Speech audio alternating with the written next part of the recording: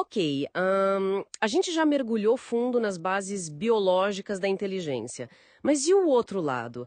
As tais intervenções sociais. Será que, tipo, programas ou mudanças no ambiente podem mesmo dar aquele empurrão no QI que às vezes prometem? Essa é a pergunta de ouro, né? E é super importante diferenciar. Intervenção social é uma coisa, tipo, ações não médicas para melhorar aprendizado, psicologia, essas coisas.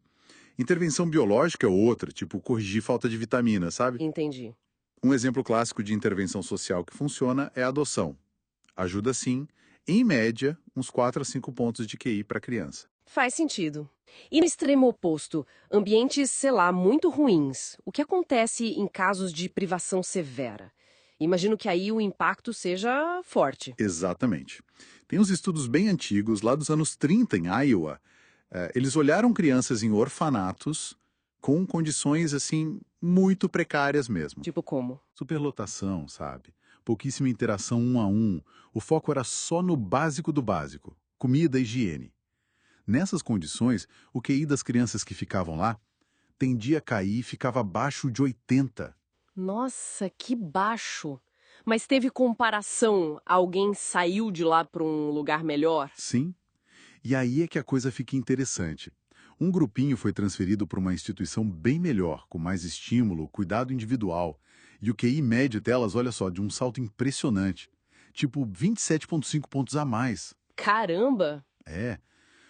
Claro, a gente tem que lembrar que as medidas de QI daquela época eram meio infladas, talvez.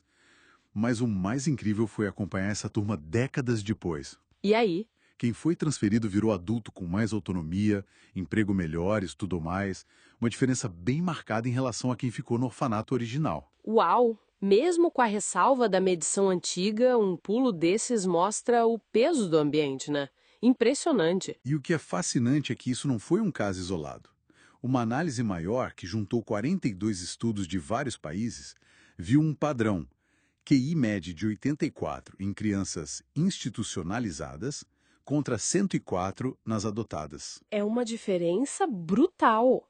Claro, hoje em dia, felizmente, aquelas condições extremas dos estudos antigos são mais raras, né? Pelo menos em países mais envolvidos, com lares temporários, melhores práticas. Mas ainda fica a dúvida: o que exatamente derrubava o QI naqueles lugares?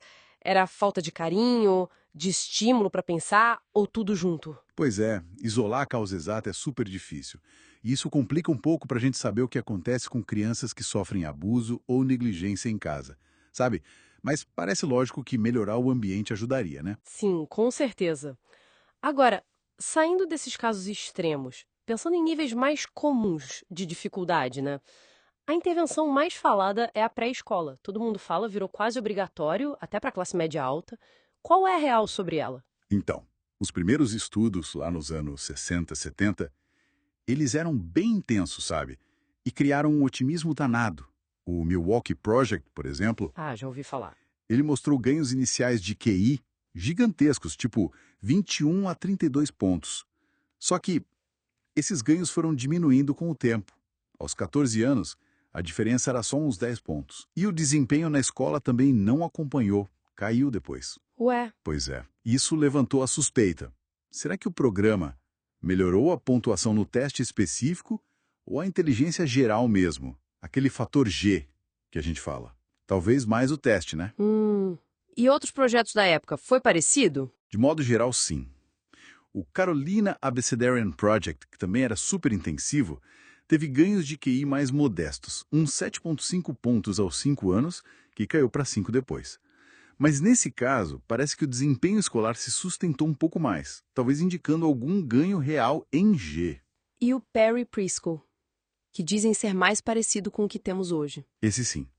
O Perry viu ganhos iniciais, o grupo da pré-escola chegou a 95 de QI contra 83 do controle. Mas no final do ensino fundamental, essa diferença sumiu.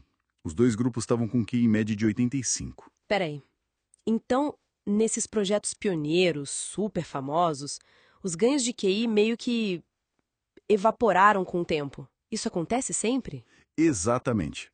Esse é o famoso fade-out. O efeito vai sumindo. É a regra para a maioria das intervenções que não são contínuas, sabe?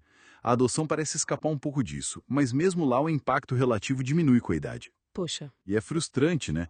Porque o esforço e o custo desses programas iniciais eram gigantes, muito mais intensivos que a pré-escola normal de hoje, com bem menos alunos por professor e tal. E as pesquisas mais recentes com pré-escolas mais comuns confirmam esse fade-out? Confirmo.